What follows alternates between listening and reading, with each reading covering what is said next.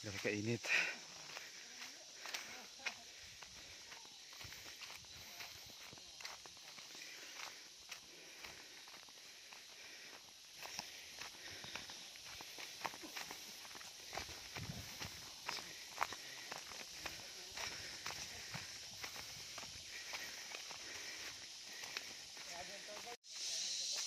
Pakahirap kayo dito, mayroon naman pala pwede namang lumiko.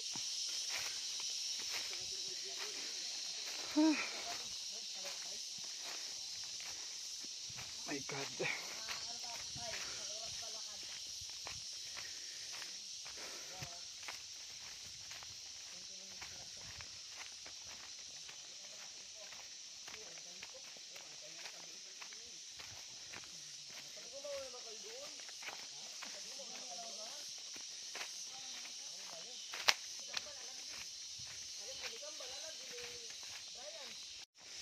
So I guess this is the first river that you have to pass through before reaching the the Bulalakaw Falls.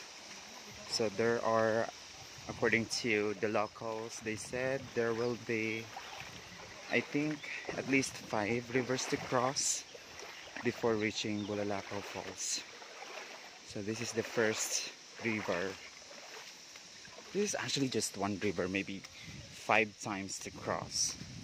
I don't know, I'm not sure. So they're walking very fast.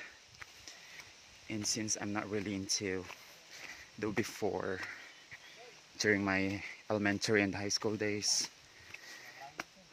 we are, really do walk every day. But this time around, it feels kind of super tiring to walk. So they said that for you to reach the Bulalakaw Falls, you have to walk 20 minutes, approximately 20 to maybe 30 minutes going there. And by this time we have already spent 14 minutes, if my calculation is correct.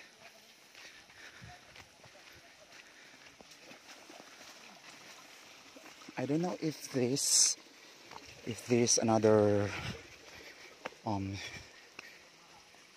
do you call that one, a river, a creek, or a stream counts to that 5 rivers that you need to cross to reach the Bulalakaw Falls.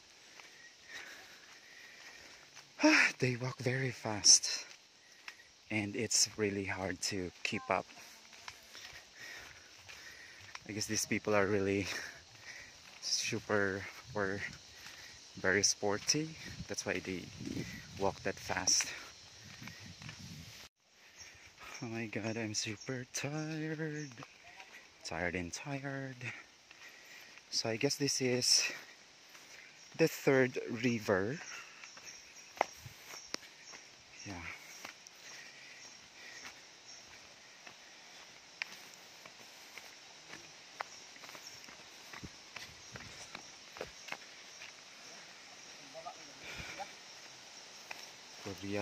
Bati, tabi-tabi lang po. Resident Swamp. Kuya may Priya Udong.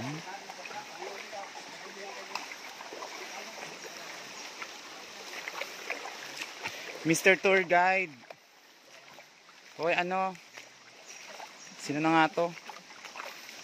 Benji. Pang ilang river na to? Ha? Sabi 5. Some sa entrance. So that's it, guys. Since we've taken another road going here, so instead of having to pass through 5 rivers, um, according to the tour guide, that river would be the last river to cross. Ay, ano ba yun?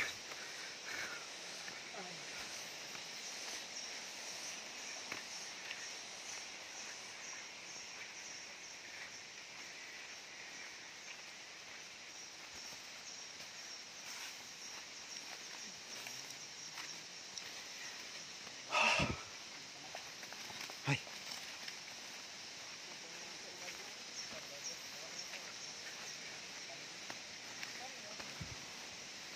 Fox. I think it's a fox or a wolf. Just kidding.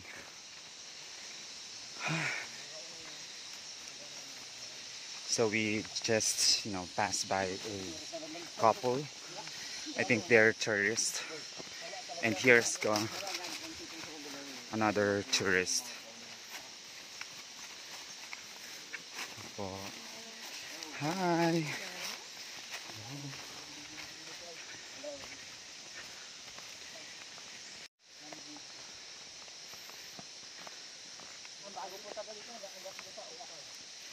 This looks like a paradise in here.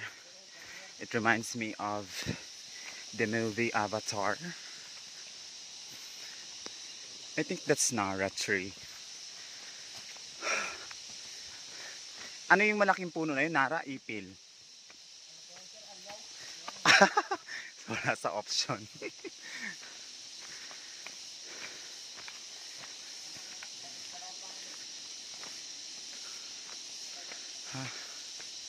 Nahihilo na ako.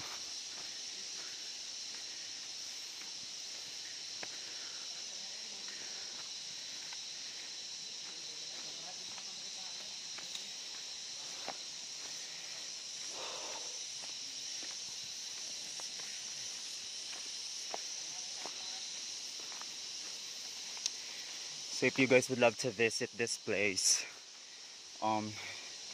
it is somewhere in the way going to New Ibahay, but not really to their barangay proper.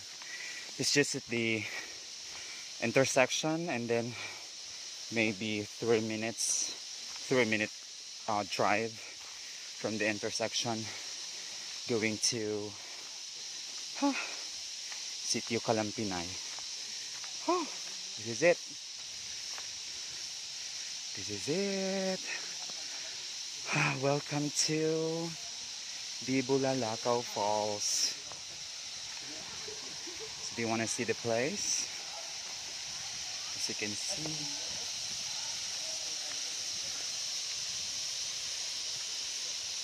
see, there are too many tourists here. There are even those who climb that area there. So this is the Bulalakaw Falls. Wow! Oh my god. That's quite a jump. So here are my companions. They were my students at Baratuan National High School. Here they are. Ba't ka umalis? That's DJ there, Mr. Sino nga? Sherwin. Pakita mukha. That's Mr. Brian. Mr. J. Ampilocchio. And Valderrama. Hala! Sa manadong. Was being called by nature. It's very nice in here. So indeed we have walked like 15 minutes or more. So if you walk fast, you'll reach this place within 15 minutes. But in our case, I guess we've traveled or we've trekked for like 20 or 18 to 20 minutes. That's all. Ayan, so we did bring some Adidas, you know, for our lunch. But unfortunately, we have reached this place very late. So instead of lunch, for pika pika, for snacks. O DJ, dito banda oh.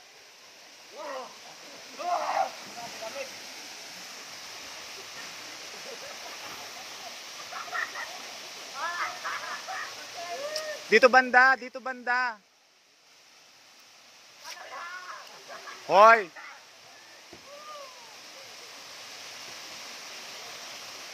Sayang ang film. Psst. Dugay-dugay.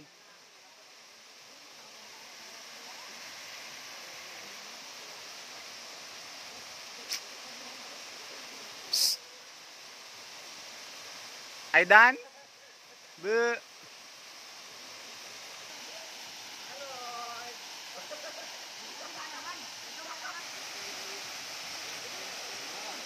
Hoy, naka 2 minutes na kayo. Ang tagal.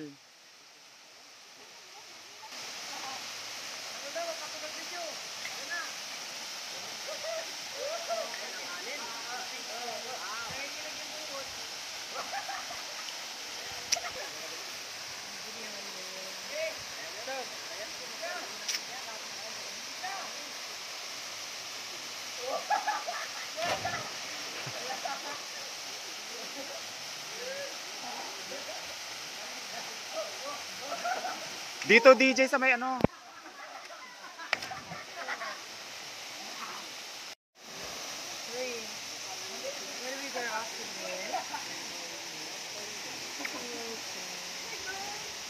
Malamig. Lamig ano? Ta. Anyari? Sakit. Sakit.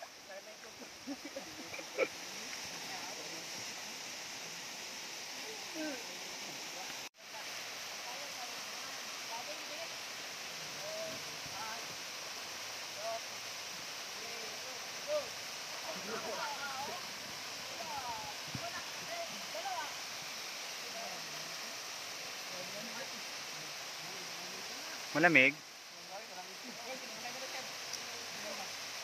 Oh?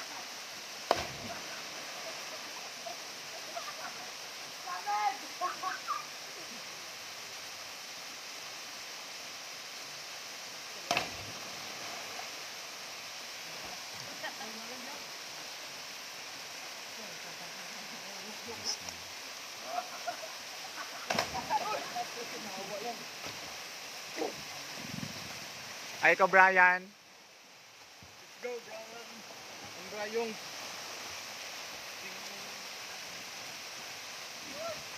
Bilisan mo, kapagod. Sakit ang tarwa.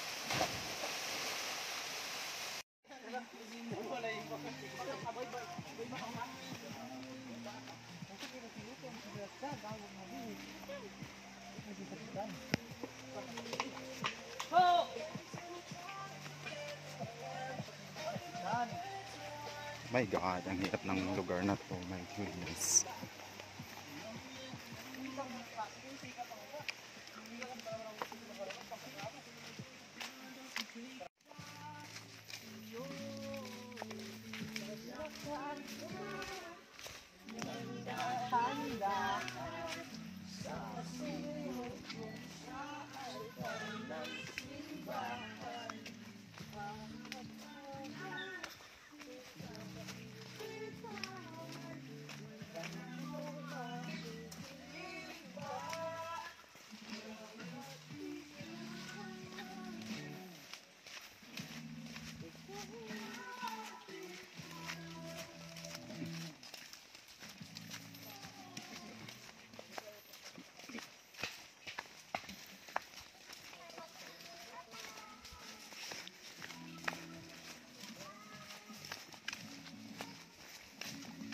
Ito ba kakalindi? Ito ba kakalindi? Ito kakalindi?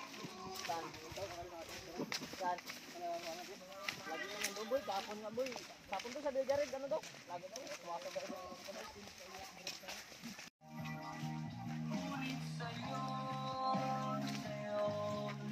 We're having some music while we're walking back home.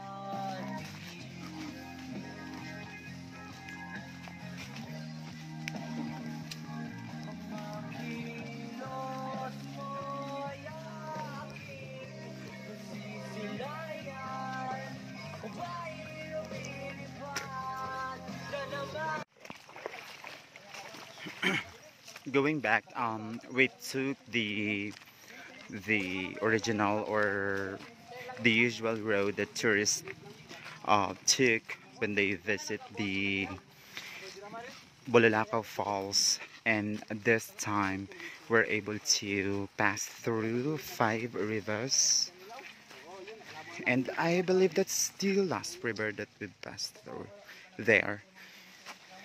And then to our front, of course, is the opening of the area to where you guys, if you will visit this place, would have to, I guess, to pay for the entrance fee and of course for the tour guide fee. We have Carabao there. They have stopped the music already because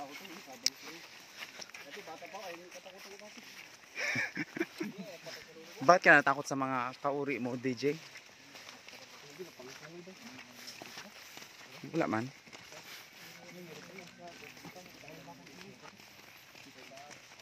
So this is actually the entrance.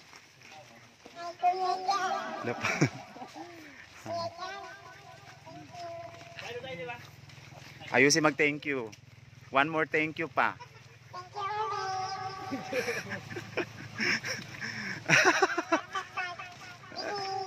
Wala. Unsa man na oy. Yeah, so this is the street talaga.